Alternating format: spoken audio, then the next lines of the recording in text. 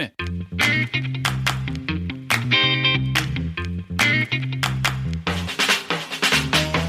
Welcome to the Senior Rehab Podcast. The podcast for rehab clinicians that want to better serve older adults. And now, your host, Dustin Jones.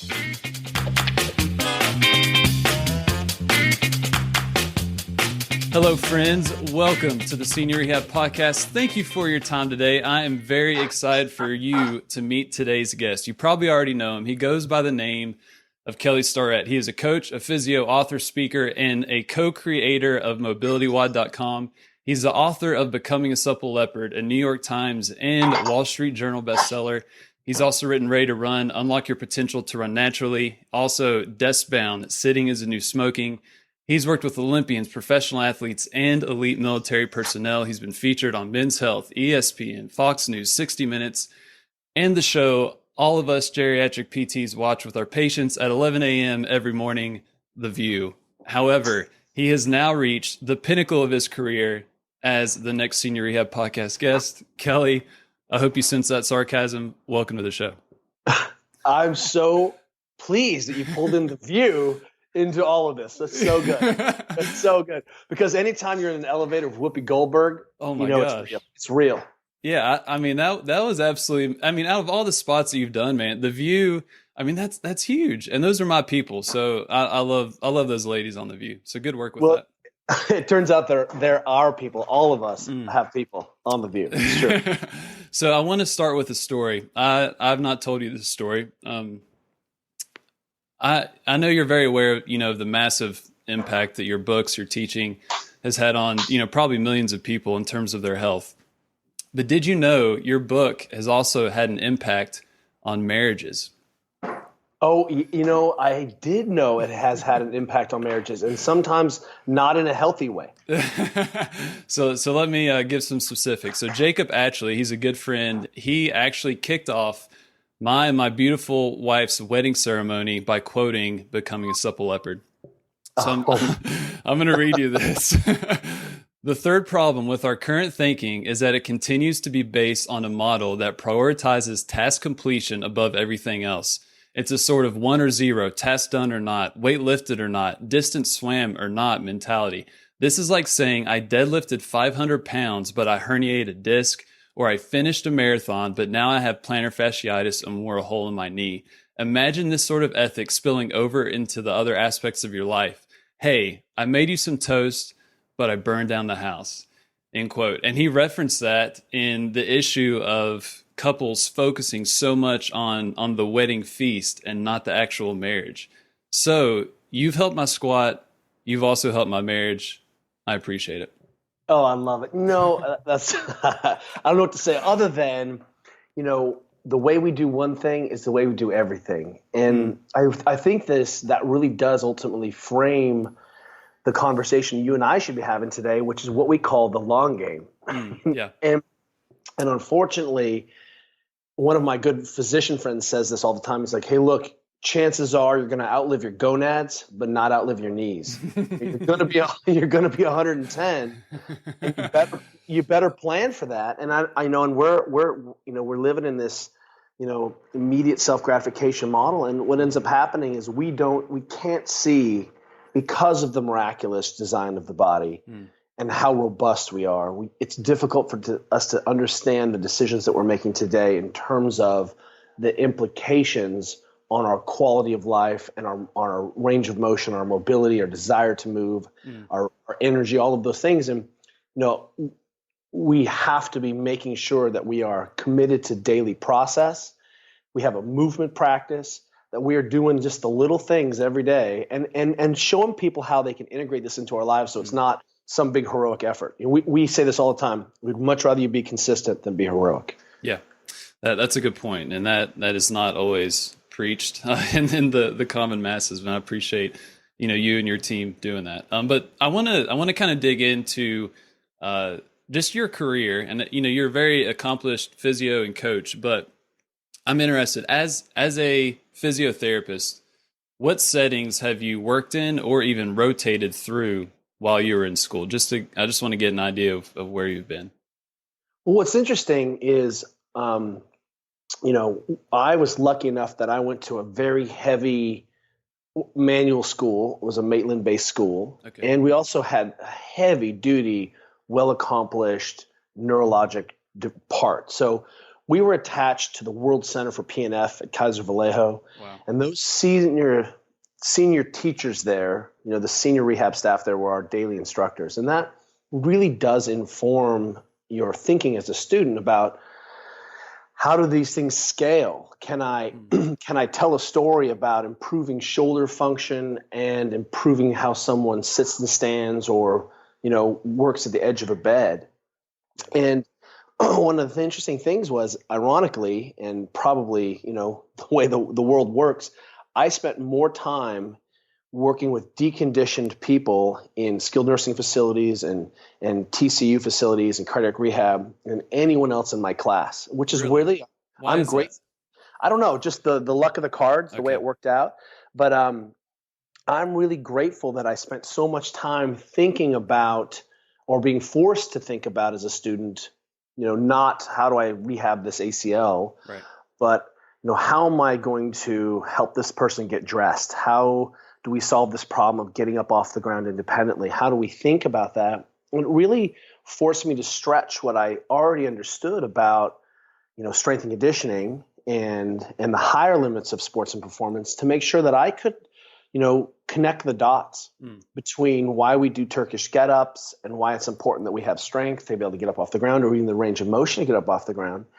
And it really did inform ultimately how we think about universalism and the universal application of movement. So, because when you suddenly scale, you take this big view back, and we look at the world the way it is. One of the reasons that people end up in nursing homes or skilled care facilities is they can't get up off the ground independently. Yeah. And then all of a sudden you're like, well, hey, this great piece of research came out that said the number of points of contact that you use to be able to get up off the ground is a good indicator of early mortality. Yeah. And then you're like, well, I guess I got to be strong and my hips need to work, and then suddenly when you look at cultures that toilet on the ground and sleep on the ground, we see lower rates of lumbar disease, lower rates of hip disease. And the other interesting thing is that fall rates in the elderly start to approximate zero. If you get up off the ground every day to get up and sleep and toilet, you just don't fall over very much, or you fall less. And I think what we need to do as movement professionals is be asking ourselves, well, what is the movement habitus? Because, as Juliet and my wife and I have thought critically about sort of some of the higher levels of performance, we've come more and more back into this reasonable background of saying, hey, look, on a day-to-day basis, are you taking your body through its normal ranges of motion? Are you involved in movements that ask you to do things like put your arm over your head every day? And suddenly when you take that view, you can understand why movement programs and movement practices like yoga and Pilates are so vital, or how genius Qigong is, right? I'm connected and my feet have to be strong and I have to be really develop proprioceptive, capacities. But also we've come to realize that non-exercise activity is really the keystone to function. And as if you've worked in the hospital with people at home, a couple days in the bed, and you lose some tolerance quickly to manage your blood pressure and gravity. And so, we have to make sure that we can scale these things, and then at the higher limits, so that when we have well populations, right, these are still the people who have the patina of age on them, right? We have some joint creakiness and less tissue tolerance for silly BS. That we can still understand why we're teaching box squatting and goblet squatting, and why we still work on things like, can you get up off the ground and sit to roll? I mean, just some really, really simple things. And what ends up happening in our worldview is that it's suddenly very easy to say, in this high level of strength and conditioning, we can take out and cherry pick and prune down what we think are really simple practices that people should be doing together as a family anyway. Yeah.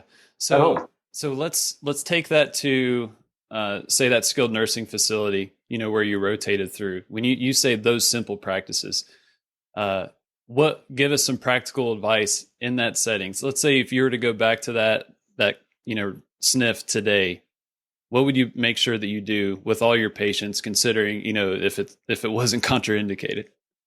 Well, is breathing contraindicated? Because what I can tell you is that as a student, I'd walk into a hospital room or see someone after surgery and there was that little puff thing, and you're like, just hit that little ball. And I can't tell you that was never made that important to me. Yeah, it's, why? Because pneumonia is a drag. Yeah. What we don't talk about is that if I don't have good ventilatory excursion and if I don't have good mechanical ventilation efficiency, I can't circulate lymph through my trunk. I'm going to see downregulation in my parasympathetic sympathetic tone. My total, how I ventilate, I end up being shallow. That has implications on blood pH. And what I could tell you is that, well, boy, everyone that I would see, I would be like, the first 5 or 10 minutes of what we would do would be massive, massive work on diaphragmatic breathing. And because why? That's not skilled care. That's me saying, this is what I expect. I would pull in every parent, every child. I'd be like, this is what we're going to do here. This is what I expect you to do 2 or 3 times a day.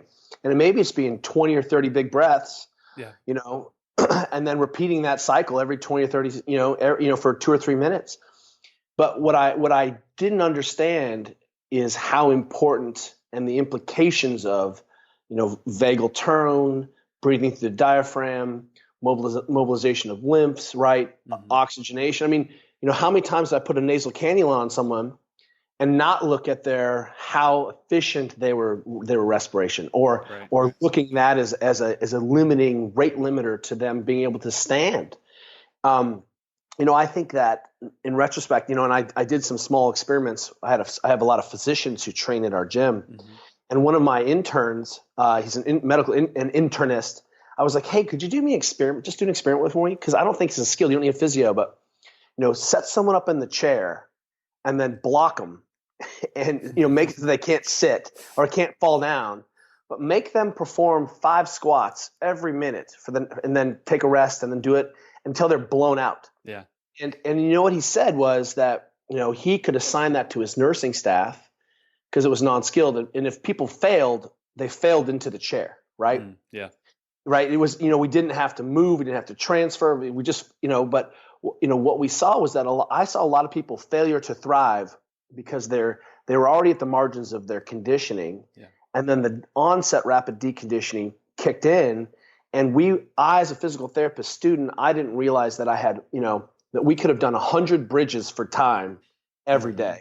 Yeah. We could have done much more active sit to stand or just sits or, and I could have scaled that. And what he saw was that his patients where he assigned squats, and he would literally be like Tabata squat, 4 rounds, right? Or 8 rounds of Tabata squat. And his nursing staff would be like, what's Tabata squats? And he'd be like, look it up. And they'd be like, so these people would do 1 squat every 20 seconds, for 8 minutes, and they'd be cooked, but they didn't that wasn't skilled intervention. And then when people needed to ambulate to go home, turns out, of course, they had better function, better balance, better respiratory, et cetera, et cetera. So I sometimes think by the time we get people up out of bed and, we've moved all the furniture around and unhooked everything and we've taken 3 steps, we could have done twice as much work from a sit to stand, twice as much work at the edge of the bed, twice as much work in the bed. And we could have added these breathing practices and all of a sudden had a much bigger conditioning ventilation impact without all of the trappings of ambulating. And not that we don't need to do that so that people can go home, but I think there's a lot more work we could hand off to a non-skilled agency. Yeah. And I would agree with that for sure, especially given just kind of my background, especially coming into home health, because I was kind of in the sports fitness arena. I was teaching kettlebell classes, and I had that similar view of programming, and kind of implemented that into the home health sessions. And I mean, my gosh, the conditioning benefits are just through the roof. But what I found was that my sessions kept getting shorter and shorter and shorter, almost to the point where my supervisor was, kind of questioning, like, are you sure we can bill for this? If, in terms of time, but the value that you can pack in such a smaller period of time is huge if you implement some of these things that you just mentioned. And that it makes me think of, your work, in the CrossFit realm. I mean, my gosh, the implications of what you do in that gym for people like me that work in home health or someone in SNF or acute care is pretty massive, I think. Well, I think that the issue is that we can't always see the universal application. So what are the things that people are going to do when they get home? They're going to have to squat to the chair, to the toilet, right, to the bed, and do we have the range of motion to do that? Do we are we even spending any time in those shapes? And then we can show people how it's an easy way.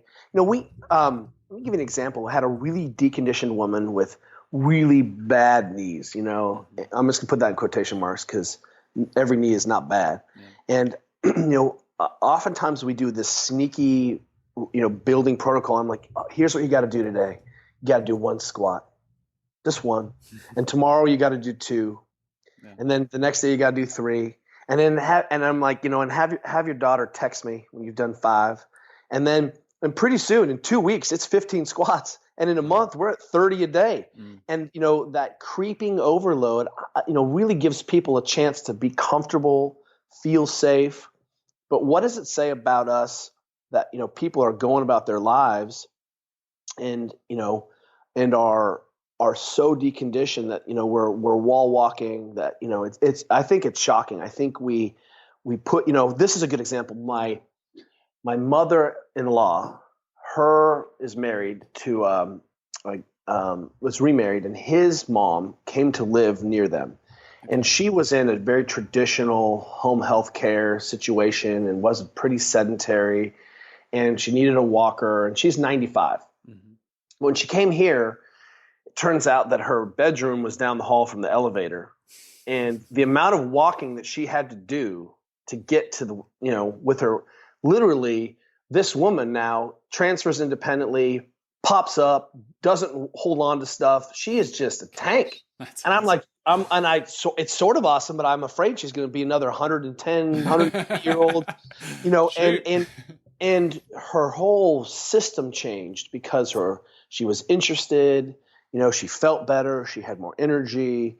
I don't think we sometimes understand or give due credence to the issue that as human beings, we are designed to move, period.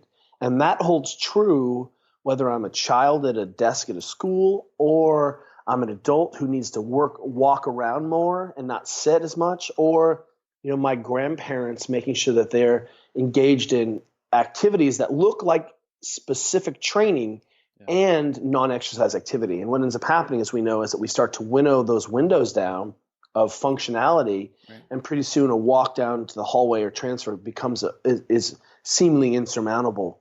But as working at home, this is the place where we've got to capture people's imagination, that we don't need, getting up off of the couch is not a skilled intervention, and holding on to the side of your, home bed and having a wheelchair locked behind you and using your arms to stand up over and over again for 10 or 15 so you can learn how to squat safely. Mm-hmm. That looks like the same squat we use when we're rehabbing ACLs, right? Yeah.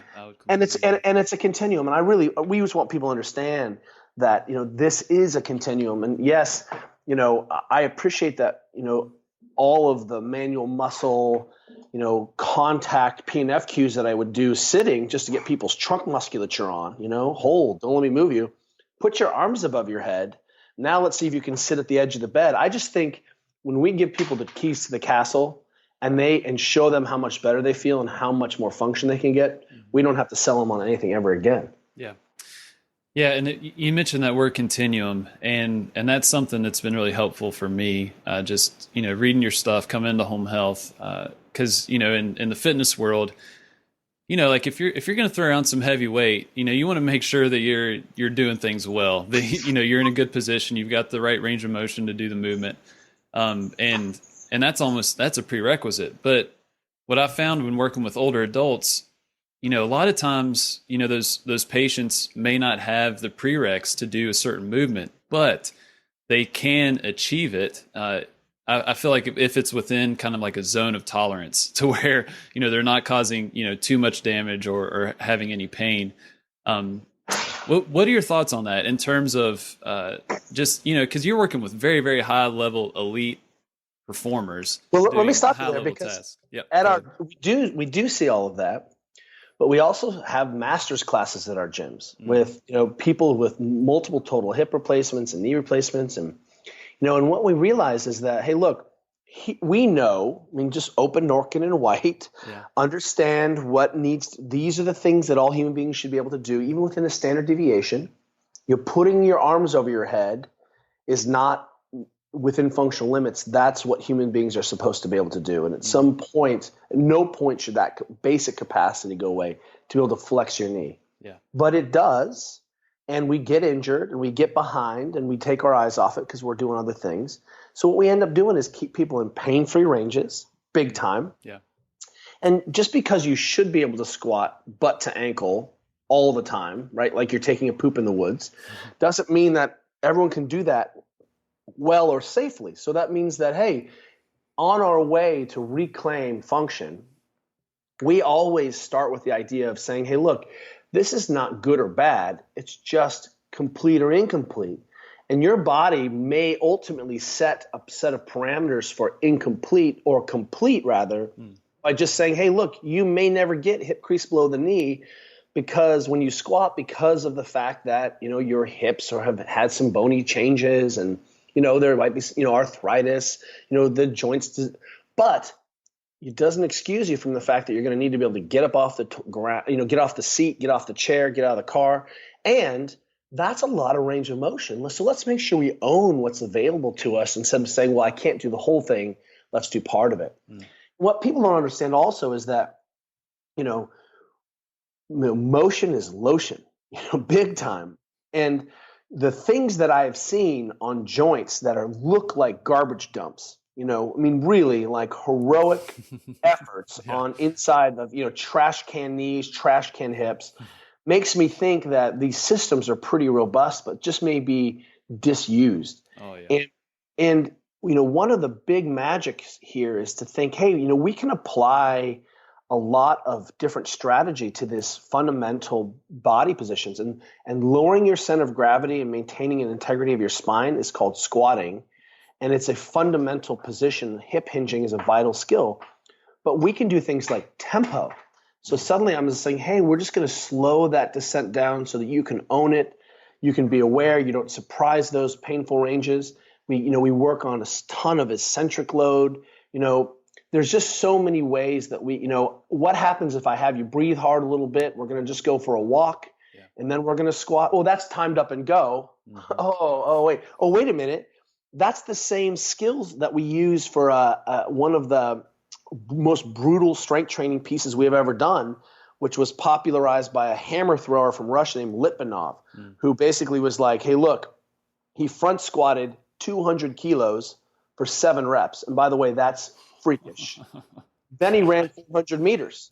And then he repeated that whole thing 4 or 5 times.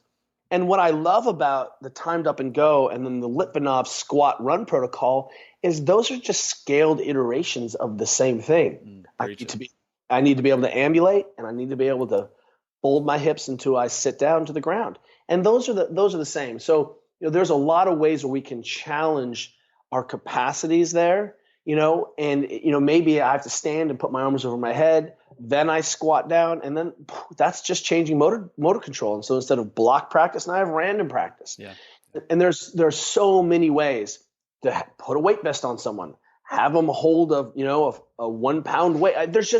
It's infinite, and we're only limited by our own creativity here. Mm-hmm. But what we can unequivocally say is, here's what the body is supposed to do. Are we doing it? Yes or no? Yeah.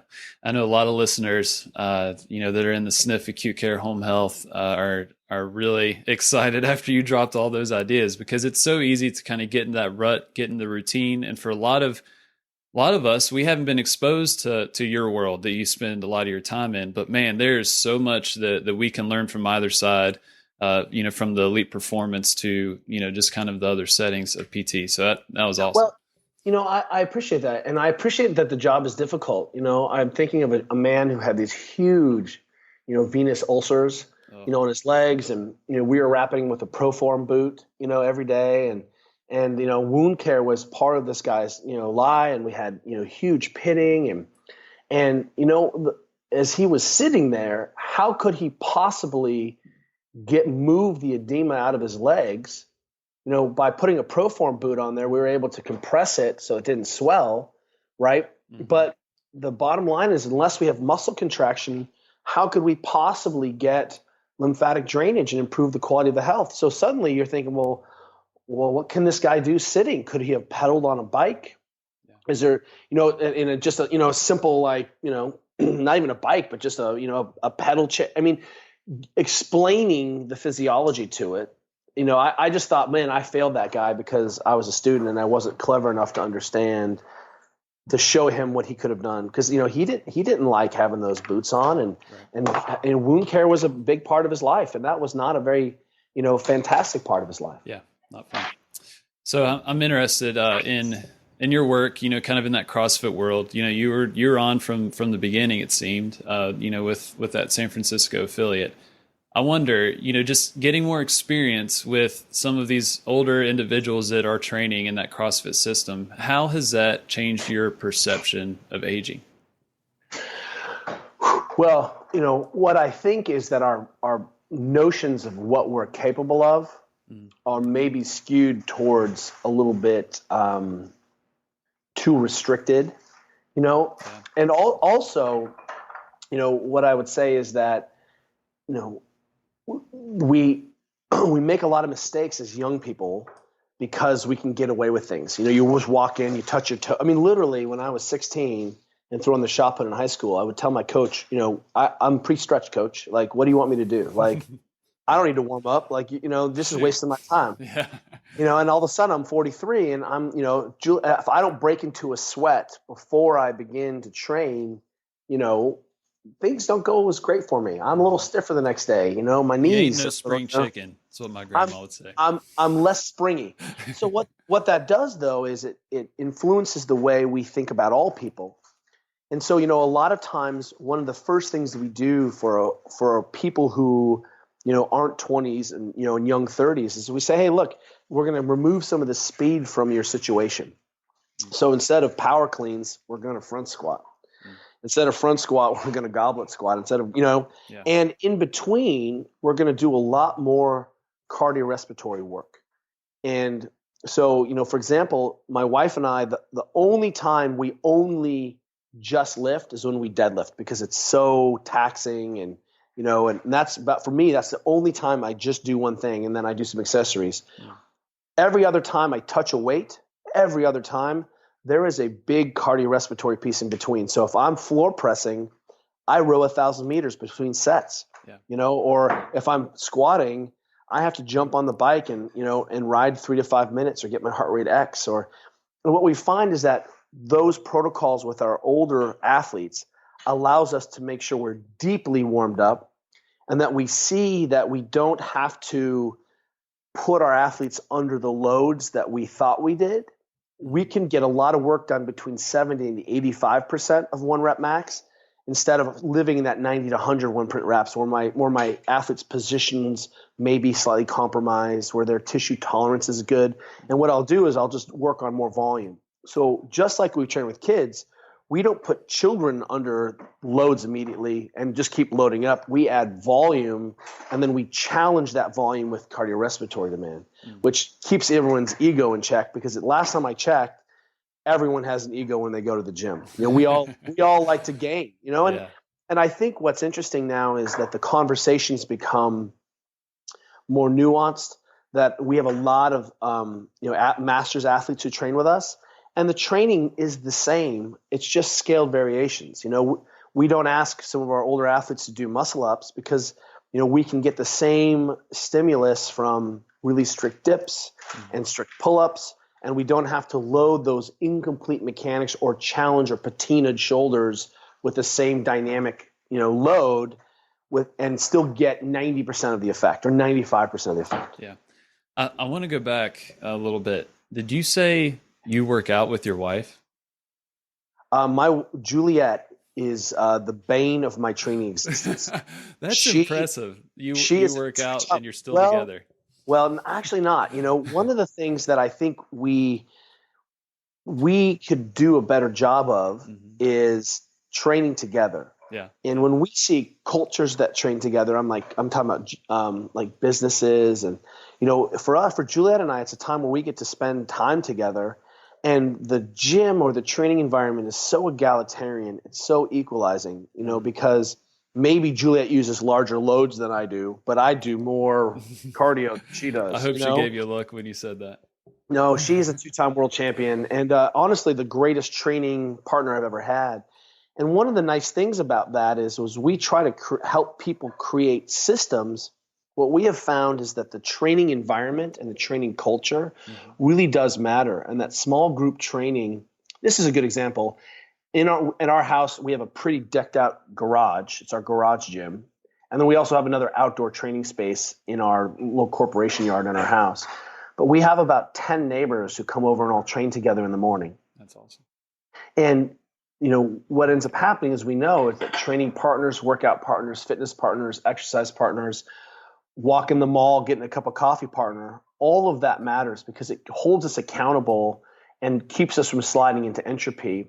And also it helps us measure our progress via other people. Yeah. And I think that the allegory of me training with my wife is exactly what we should be doing, and helping people not be, islands of lone wolf doing air squats, at home. That's terrible. Yeah. We need, especially in home health, I think there's an opportunity for fellowship and companionship that sometimes we don't see. And, having a physio show up at your house is great, intervention. But, what if, parents came over, or kids came over, or grandchildren came over, and that was part of the process? I think we'd see far better adherence and excitement about what we were trying to do.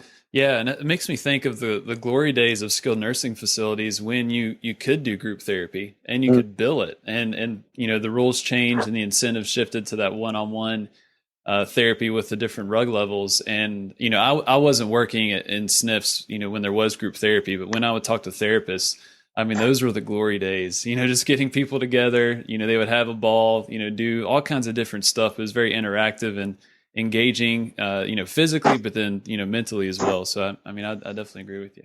Well, and continuing to advocate for, there's, I was just down in Southern California and I saw a yoga class happening in this park, and there were 100 people doing yoga together. And yoga can be scaled, so it's appropriate for everyone. But my mother-in-law and her husband go do Qigong once a week, at the local high school, and 60 people or 70 people show up. That's awesome. And they begin to create a community. And even we've seen in our own masters athletes class, these women and men show up, and they all can relate to each other. And it's not, and the young whippersnappers, i.e. the rest of us, are running around doing our stuff around them. Mm-hmm. But they also can see there's a continuum, that what they're doing isn't some light version.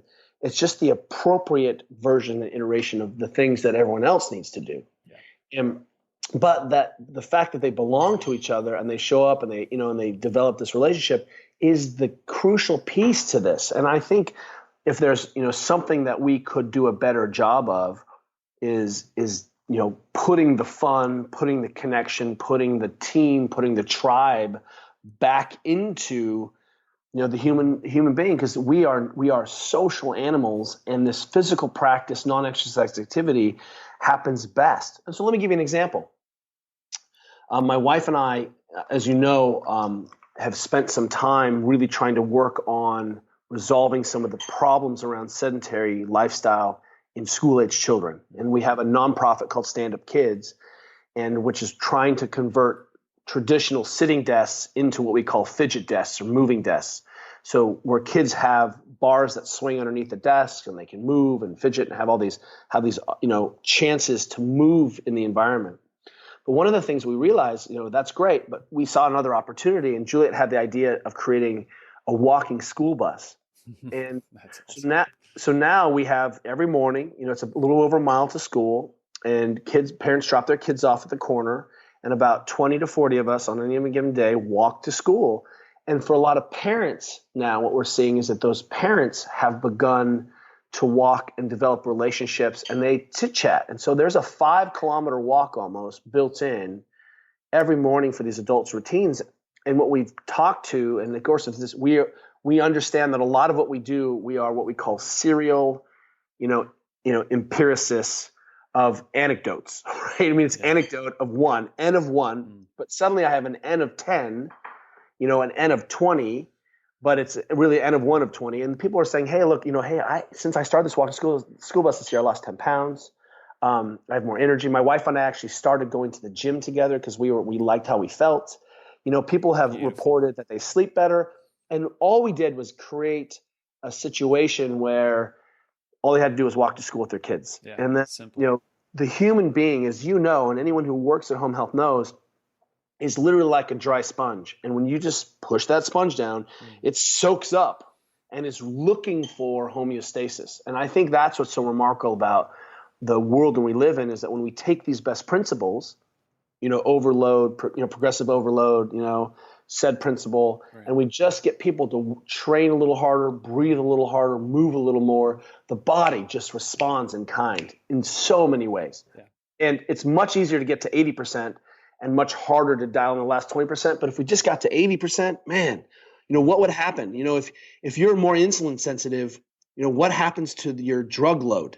If you move more, then you have better gut health and you actually absorb your food and your drugs differently. I mean, the downstream implications of this are profound and astounding. Yeah, and that makes me appreciate people like Mike Eisenhart with Free the Yoke and just starting, or really bringing that conversation to our profession, and you as well. Just kind of taking a step back, that 30,000 foot view on how we can have a big impact beyond the clinic for sure. But I'm curious, what in our field, PT, what are you excited about in terms of what's going on right now, or where do you see our profession going? What gets your blood pumping a little bit?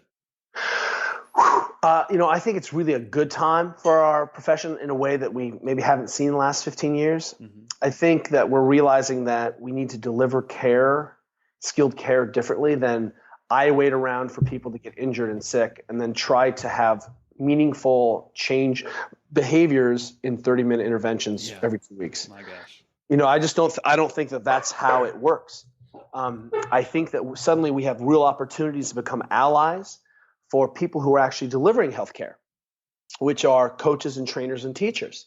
Who are the people that are spending the most time with people and actually delivering fitness and wellness, and why aren't we working harder to be those people ourselves and pivot to support those people? Yeah. I think we're getting to the place where we could actually say, hey, we have some movement vital signs now, and here's a reason to come see your physio even when things aren't going well or things are going well. I think we're moving away from purely evidence-based practice to, hey, what is clinical-based practice, and what are these movement traditions that that don't need science because we have logic and observation, right? And we don't. Do I have to prove scientifically that human beings are runners and we need to run? That's ridiculous. So what I think is happening now is, we're seeing that the physio education potentially sets us up for a very, very interesting specialization of being experts in how people move and optimizing function, and not necessarily only addressing pain and dysfunction. Yeah. Because what we're trying to do is say, hey, look, we look and value skills and techniques that improve function, and we evaluate behaviors and postures and habitus by saying that's those you can do, and they may or may not cause pain, but they definitely cause compromise in function. So how do I teach if I don't want to have a burst fracture in my T-spine, and not be osteoporotic and bend over and have compromised lung function now and a tied down sympathetic chain ganglia, then maybe I should pay attention to that reading posture and, put my arms over my head and so I think we're connecting the dots in a way that we haven't before. And I think we also have a population that is hungry for, seeing things that are non-skilled and passing off the non-skilled work away and pretending like this non-skilled work is part and parcel from physical therapy, because it's not. Yeah. No. My gosh. And that's definitely the case in a lot of settings that I've been in. What's discouraging to you in our profession? Well, I think like every profession, people we're struggling to find out our own voice and identity. I think we're late to the party in terms of how we market ourselves and advocate for ourselves. There are some really smart, bright people out there, and unfortunately, social media gives us a tiny glimpse sometimes of how people are thinking, and it's easy to be like, try to take someone's legs out. I think there's a lot of bitter infighting in physical therapy that's just bullshit. Yeah. And I really want to, I think we have a chance to say, let's put our money where our mouth is. What are you doing to change people's perceptions? And I'll give you an example. For the last, 10 weeks, I volunteer an hour of my day, and I go and work, every Monday I go work with, 40 to 60 girls on, 12-year-olds on jumping and landing mechanics, efficiency of the hip, right? Spinal stabilization. And that's called injury prevention training. But if I'm going to take on the fact that women are still tearing their ACLs at 6 to 8 times the rate of men, I better work in my community applying my skill set. And that's really my message is one of communitarianism. We need to get involved. If you're tired of seeing the same patellar tendinopathies and posterior tib tendonitis and Achilles problems, then you should probably go down to that team in training and lead. Don't just lecture to people, but lead daily programming. Show, create a YouTube channel. Show people how they can take care of themselves, and you can be an ally in that front. Yeah, that reminds me of Jeff Moore. I mean, he is definitely an inspiration to me, just getting after it and just pushing people to get in the community, whether it's on a big scale or even that one-on-one interaction. That we do have valuable knowledge for the public, and we need to get out and share it. So I want to transition a little bit. I want to be respectful of your time. I'm going to ask just some quick questions. Your responses don't have to be quick by any means. But the first one, what kind of car do you drive? That's a good question. My wife and I have 2 cars. Okay. We have an electric car. All right. We have a BMW i3. Okay. And because we have solar on our roof, and we think it's totally American and punk rock to, make our own sun juice and put it in our car. Right. And then we own a diesel truck. I love it. All right. And so we call ourselves carbon neutral, but that diesel, is how we move around our big stuff and go to the mountains. Yeah. But that we'll own forever and ever and ever. Right. I own a tractor and an electric car. Okay. So the tractor. All right. Let's say you're a home health physical therapist. You're driving around your big diesel dually around California. It's not a dually. Oh, come on. Man. That's not a truck then. So you're seeing patients. What would you have in the back of your truck? Oh, what type of equipment? Sandbags, a few dumbbells, some kettlebells, some bands, and that's it. It's simple. You can get people to the Olympics with a kettlebell. Preach it right there. No, it doesn't mobility balls or any of that fun stuff. Well, first things first is I want to have a conversation about moving and moving well, and then the next conversation is if you are squatting better, then I can tell you're going to have less hip dysfunction and soft tissue dysfunction. Mm-hmm. So let's get you moving, and then we can have another conversation about how to address your soft tissue dysfunction. And 50% of the problems a physician will see in their practice are musculoskeletal, and people have zero understanding of how to address common myofascial dysfunction, and it is very low-hanging fruit to show someone how they can roll around on a ball or hold a kettlebell on their quads while they're sitting in the wheelchair. You know what I mean? It's amazing how low that bar is to entry, and how, if we give people 10 minutes a day of soft tissue work, they feel massively better and upregulate so much of their function from proprioception onwards, even downregulating nociception. Yeah.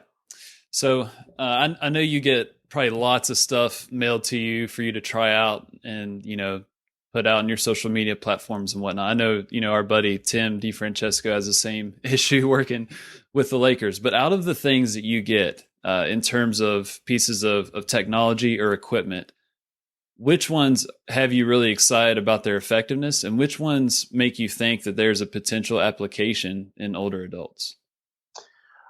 It's interesting. I think the things that we're most excited about right now are showing people how to do some classic gua sha, basic tissue scraping. Yeah. Unless people are on just blood thinners and they're paper thin. I mean, I have never seen a rubber spatula kill someone. And showing someone how they can, put a little lotion on their elbow and just do a little, scraping of their tissue. I mean, when my wife and I were in Korea teaching, we were in this little traditional section of Korea, and we walked past this woman in her 80s, and she had a pile of horns and bones on the table. And I walked up and I was like, Juliet, you know what these are? And she's like, these are dry scraping tools. That's what these are. And I picked them up and kind of scraped myself, and this woman lit up that this big, bald white guy knew what was up. Yeah. And she started scraping my neck and rubbing my back. Oh, shoot. And I think that has real application for everyone, showing someone how, you can increase, what we call our sliding surfaces, how you restore sliding, how you can, down-regulate a painful area, how you could scrape to improve proprioception. I mean, it's really low tech and it's old tech. And it turns out that also you don't need a PhD because you've been touching yourself your whole life. And I think that's a miracle. We're starting to see that move out. I think there's some really interesting application of blood flow restriction. Yeah, I was getting ready to mention that. Yeah, BFR for perfusion problems. I think, you can do that pretty safely for folks and get a huge bump, in the neuroendocrine system from that, and resolve some old perfusion problems, I think that, the tech of breathing is really, really there. I would say the other interesting thing that we don't use a lot of modalities, but we believe strongly in things like the Mark Pro or H-Wave. People might know that, or Compex. These big muscle contracting neuromuscular tensing devices.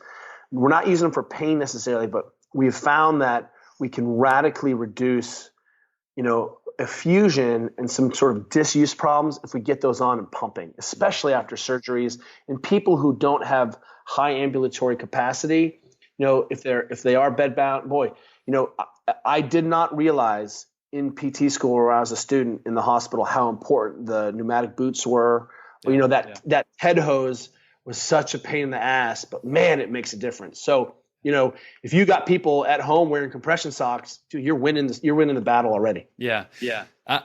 When you mentioned BFR, that's really got me hyped up. I've been talking with Johnny Owens. He was a previous guest on the podcast, and my gosh, the implications of that, because I think of all the patients that I have to where, I use a lot of kettlebells, and I'll try and do these compound movements, and, some of them I just can't do that at all. So I have to resort to, maybe even TheraBand or ankle weights or whatever. But man, if I can throw a tourniquet on there safely and still have, the 2-pound weight on their ankle, I mean, just the results that you can get just from restricting their blood flow is crazy. And the research that they're just starting on that is going to be amazing, when it gets finished and rolled out. So I'm really pumped about and you can get an arterial blood pressure, arterial flow monitor for like $100. Mm-hmm. And it's not even a tourniquet, it's ligature, right? We're slowing down, and that can be done, without these $1,000 units and very, very safely. And, once again, what we're coming back to is how are we going to improve vascular compliance, and range of motion. One of the things that my wife and I are huge, huge fans of is we get into the ice tank every day. And that's not that's not icing injuries. That for my birthday this year, Juliet had a stainless steel ice tank made for our backyard in a mid-century modern ethic. And even this morning, we're a little shook up from the election. There's a lot going on, and that ice tank, man, it sets us right. So but that we're seeing is not only about breath control. The nerves are the king of the breath, the breath is the king of the brain. And I think sometimes we're failing to see those very old relationships that were put forward by people like Iyengar 100 years ago, 60 years ago. We have cracked some of these things. I think if everyone walked 5K a day, man, we would see so many fewer problems going out there. So any time where I can improve how the body is supposed to function with an additional, low tech, scalable intervention, I'm on board. Yeah, I agree. All right, so last question, my favorite question. Let's say we're at CSM, Combined Sections meeting for all the PTs. You are in the big auditorium. There are all the geriatric rehab clinicians in the room. You've got a captive audience for 30 to 60 seconds. What would you want them to know? That, good Lord, that I don't even know where to start on that. That, one, high fives all around. Awesome. Because, at some point, I think we forget that everyone ages up. And as you and I said beforehand, if you're not interested in working with this population, you will. Yeah. And if you can't scale your thinking from children to people who, in their 60s, 70s, 80s, 90s, then you have a hole in your thinking. And one of the most important things that I think I would tell the people is the same thing I would tell the young coaches. So one of my greatest influences, a guy named Mike Bergner, who is an Olympic lifting coach and an Olympic coach. And one of the things that he did, even though he had children who've gone to the Olympics and he's coached the world's best athletes, is he ran a high school strength and conditioning program where he taught 14-year-old kids to Olympic lift for nearly 15 to 20 years. And because of that, he saw what worked, what didn't work, what was universal, what scaled up.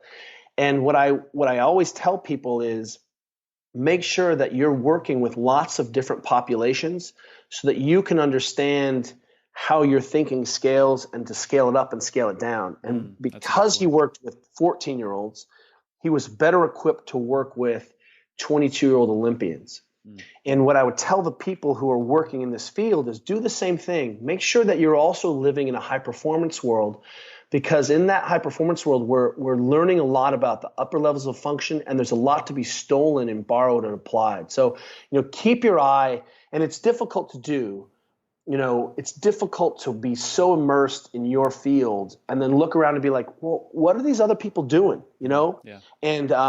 And I think that there is some very interesting things that we could do to, again, change or even improve the practice or improve efficiency or support if we looked around a little bit, Yeah. And, just to wrap things up, I think, honestly, the easiest way for listeners to do that would just be to follow you online, your YouTube channel, Twitter, Facebook, all those different avenues. Because I know for me, that's been huge kind of in my home health silo, being able to see how you think, and the Mike Reynolds and Tim DeFrancesco's and all these other great PTs that are in a whole nother world than what I'm in, that there are things that are scalable and I can apply them to my patients in a safe and a thoughtful manner. So let's give me the place where you would want people to reach out to you or kind of see the work that you're up to on the interwebs. Well, our handle is mobility, WOD, workout of the day, which is the idea of trying to remind people that, you have to have a physical practice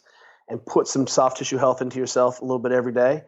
We're at mobilitywod.com. If you want to come over, we have about 2,200 videos. You can see how we program daily mobility workouts or daily mobility sessions, because we have a follow along, video that we do every day. You can deep dive into that ocean and get lost in there. But we have a 10-day trial where you can, circle around and see how we're thinking and the people we're interviewing with. And, and we're lucky that we get to touch a lot of people and see around a lot of corners, which means that we get a lot of experience because we see everyone's dirty laundry. And let me just give you a last example. Our gym is at San Francisco CrossFit, and we always tell any physio, you're welcome to come hang out with us anytime and see how we actually apply the principles of physiology, the principles of physical therapy to actual movements and, actual training well people, because it's important that we understand that. But, in a couple weeks, we have a huge University of California, San Francisco, UCSF, their adaptive program and their prosthetics department is coming to San Francisco CrossFit and working with our staff. And we're doing a large demonstration workshop community event for all of the, amputees, wheelchair athletes, adaptive athletes in the area. Awesome. And all you have to do is be like, oh, these guys work with Olympians. They have to also be able to speak this language. Oh, they have a master's program and a kids program. I can see how they think about solving these problems, because if we only see a little slice, again, sometimes that colors are what we think is possible. Yeah, that's awesome. Preach it, man. I want to thank you for coming on the show. Thanks for, the work that you do, just putting out the content, but most importantly, thank you for your wisdom and insight into my marriage with my wife. So I know that was your intention with the book. So it was. Well, Dustin, thank you so much. And thanks for holding the space. And what's so great about our field is, so many people are working towards the same ends. And what I feel like is you're coming from this side, I'm coming from this side, Sandy, the pelvic floor, there's so many people working on the same sets of problems. We're all going to meet in the middle because all roads lead to Rome. My last piece of advice for people listening is don't kick the men and women whose shoulders you're standing on. People are making decisions, and the reason we are where we are today is because, physios and coaches have been holding the doors for us. Preach it. Thank you, sir. All right, folks, mobilitywod.com. Check them out. And until next time, do not forget to stay funky. Hit me. Thank you for listening to the Senior Rehab Podcast. If you enjoyed this episode, you should hop on over to seniorrehabproject.com to find more helpful content. You can also find out how you can join the team and be a part of the private Facebook group, the monthly mastermind meetup, and have a say in the content and direction of this podcast. Once again, that's seniorrehabproject.com. I appreciate you, and I'll talk with you soon. But in the meantime, do not forget to stay funky.